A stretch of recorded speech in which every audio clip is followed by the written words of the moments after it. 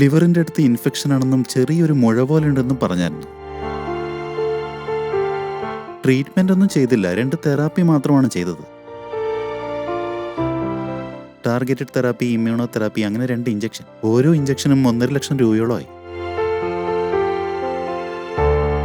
ഈ പുനർജനിൽ വന്ന ശേഷമാണ് നന്നായിട്ട് വിശപ്പ് വരുന്നത്, നന്നായിട്ട് ആഹാരം കഴിക്കാനൊക്കെ പറ്റുന്നത്. കുറച്ച് ഭേദമായെന്നാണ് എനിക്ക് തോന്നുന്നത്. അതുകൊണ്ടാണ് വീണ്ടും ഇങ്ങോട്ട് തന്നെ വന്നത്.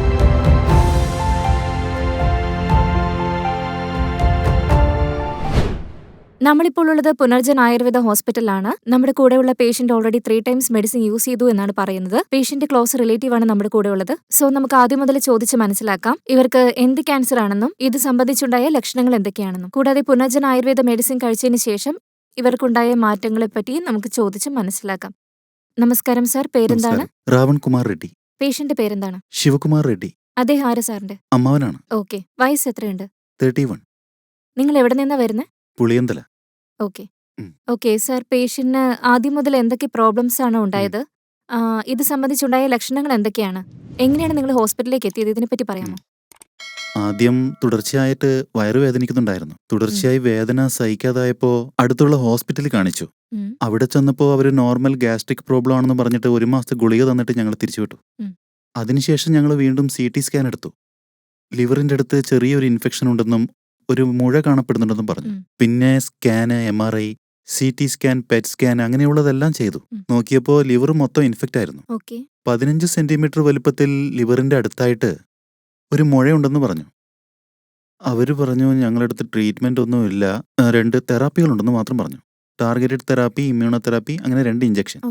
ഇഞ്ചക്ഷന്റെ എമൗണ്ട് വളരെ കൂടുതലായിരുന്നു. അതായത് ഓരോ ഇഞ്ചക്ഷനും 1.5 ലക്ഷത്തിന് മേൽ വിലയുണ്ടായിരുന്നു.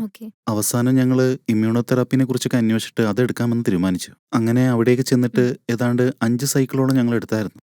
അങ്ങനെ ചെയ്തുകൊണ്ടിരുന്നപ്പോഴാണ് ഞങ്ങൾ യൂട്യൂബിൽ ഇങ്ങനെ കണ്ടിട്ട് പുനർജൻ നന്നായിട്ട് ക്യൂർ ചെയ്യുന്നുണ്ടെന്നും ഇവിടുത്തെ ട്രീറ്റ്മെന്റ് വളരെ നല്ലതാണെന്നും അറിഞ്ഞിട്ട് അവിടുത്തെ റിസൾട്ട് എല്ലാം എടുത്തുകൊണ്ട് ഞങ്ങൾ ഇങ്ങോട്ട് വരികയായിരുന്നു.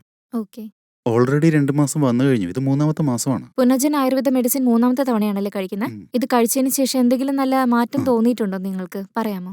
മനസ്സിലാവുന്നുണ്ട് മാഡം. ആദ്യം പേഷ്യന്റിന് തീരെ വിശപ്പില്ലായിരുന്നു, വല്ലാത്ത ക്ഷീണമായിരുന്നു, ആള് വല്ലാതെ ഡള്ളായിരിക്കുകയായിരുന്നു. ഇടയ്ക്കിടയ്ക്ക് നല്ല വേദനയുണ്ടെന്ന് ഞങ്ങളോട് പറയുമായിരുന്നു. ഇവിടെ പുനർജനിൽ വന്ന ശേഷമാണ് നല്ല വിശപ്പുണ്ടെന്നും ക്ഷീണമൊക്കെ മാറിയെന്നും ആള് ആക്റ്റീവ് ആണെന്നും ഞങ്ങൾക്ക് തോന്നിയത്. ക്യൂറായിട്ട് വരുന്നു എന്ന് തോന്നിയോണ്ടാണ് ഞങ്ങൾ 3ാമതും വന്നത്. അലോപ്പതിയിൽ നിങ്ങൾ ട്രീറ്റ്മെന്റ് എടുത്തിട്ടുണ്ടായിരുന്നോ? എന്തുകൊണ്ടാണ് നിങ്ങൾ ആയുർവേദം ചൂസ് ചെയ്യാനുള്ള കാരണം എന്താണ്? അത് പറയാമോ? അവിടെ എത്ര ട്രീറ്റ്മെന്റ് എടുത്താലും യാതൊരു രക്ഷയുമില്ലായിരുന്നു. പക്ഷേ ആയുർവേദമാണെങ്കിൽ കുറച്ച് വൈകിട്ടാണെങ്കിലും നല്ല റിസൾട്ട് കിട്ടുമെന്ന് ഞങ്ങൾക്ക് അറിയാമായിരുന്നു. അതുകൊണ്ടാണ് ഇങ്ങോട്ട് വരാൻ തീരുമാനിച്ചത്. എന്തുകൊണ്ടാണ് ഈ ഒരു അസുഖം വരാനുണ്ടായ കാരണം എന്ന് അറിയാമോ സാറിന്?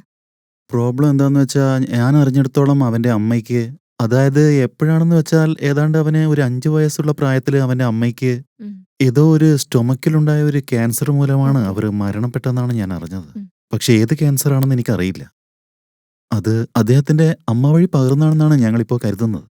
പേഷ്യന്റിന് വേറെ പ്രശ്നങ്ങളൊന്നും ഉണ്ടായിരുന്നില്ല? ഇല്ല, അങ്ങനെയൊന്നും ഇല്ല അദ്ദേഹത്തിന്. ഓക്കെ. ആക്ച്വലി പാരമ്പര്യമായിട്ട് വരുന്നത് 5% ആണെന്നാണ് പറയുന്നത്. പക്ഷേ ഇത് നമ്മുടെ ജീവിതശൈലി കൊണ്ടും വരാമെന്ന് പറയുന്നുണ്ട്. സോ ഇപ്പൊ ഈ 3ാമത്തെ വിസിറ്റിൽ തന്നെ നിങ്ങൾക്ക് നല്ല മാറ്റം ഉണ്ടായിട്ടുണ്ടല്ലേ? സോ ഡോക്ടർ എന്താണ് ഫർദർ സ്റ്റെപ്പ് പറഞ്ഞിട്ടുള്ളത്? 6 മന്ത് മെഡിസിൻ എടുക്ക്, അതിനുശേഷം ഒരു സ്ഥലത്ത് ചെന്ന് നിങ്ങൾ സ്കാൻ ചെയ്യണമെന്നും ആ സ്ഥലം ഞങ്ങൾ പറയാമെന്നും അവർ പറഞ്ഞിരുന്നു. അപ്പോൾ ക്യാൻസർ ലെവലും ഇൻഫെക്ഷൻ ലെവലും ഒക്കെ ഏത് നിലയിലാണെന്നുള്ളതെന്ന് അറിഞ്ഞിട്ട് അടുത്ത കാര്യത്തിലേക്ക് കടക്കാമെന്ന് അവർ പറഞ്ഞു.